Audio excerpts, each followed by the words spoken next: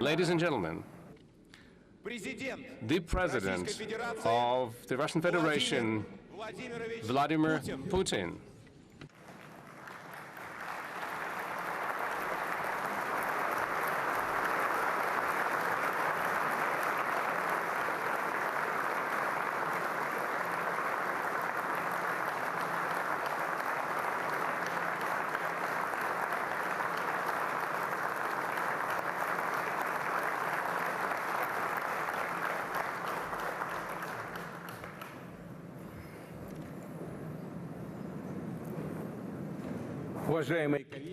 Distinguished colleagues, ladies and gentlemen, friends, it's my pleasure to welcome guests and participants of the Russia Country of Sports International Forum.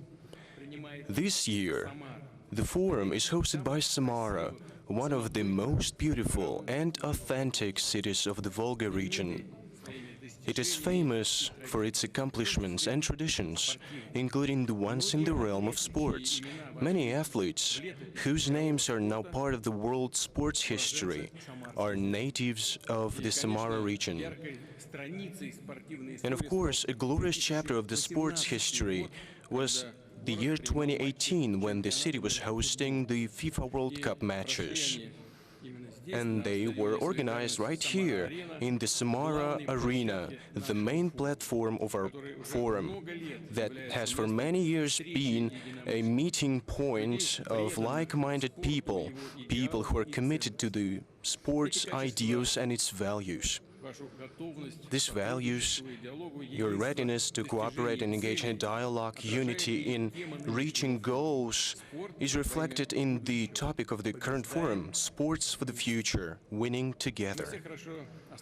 We're all well cognizant of the importance of sports as a universal means to develop physical, artistic and spiritual potential of a human being, and we understand that it is only together that we can cope with many challenges of today's world. Russia, alongside many countries of the world, favors the cooperation between countries and peoples on an equitable footing.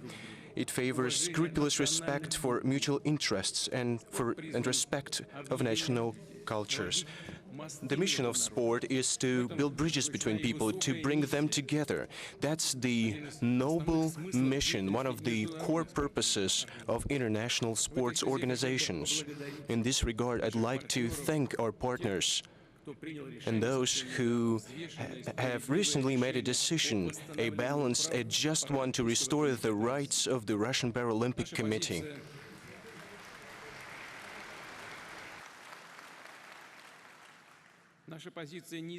Our stance has remained the same. The access of athletes to international competition should be equal.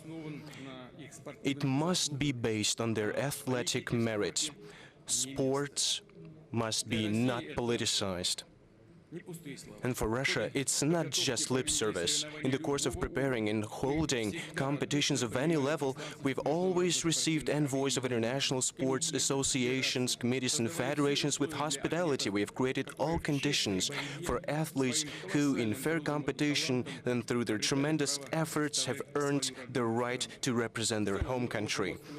In general, we have been guided by exclusively sports principles and not by the level or quality of relations with a given country. Let me reiterate, sports, cultural and humanitarian cooperation should not be held captive by conflicts or geopolitical differences. I'll remind that in the relevant Sustainable Development Agenda of the United Nations, sports is one of the crucial factors of reaching goals in the spheres of health, education, social integration. Russia fully shares this approach, taking into account this approach, implementing our national development goals. We give priority to developing infrastructure for mass sport that is accessible for representatives of all ages and health groups.